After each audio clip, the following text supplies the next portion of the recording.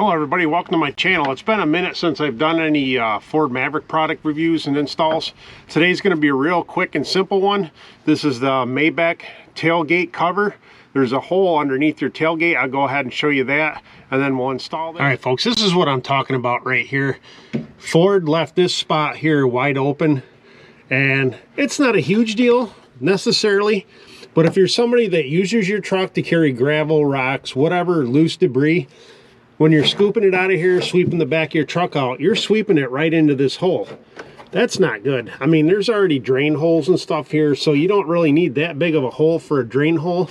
And that's what the Mabett cover is designed to do. All right, folks, before you install this, make sure you clean this area out really good.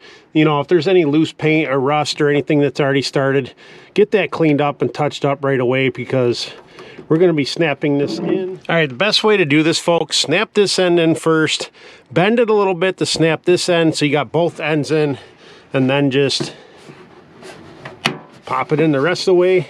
Not too bad of a job. Cheap product, something that'll protect the inside of your tailgate from getting a lot of debris and crap in it.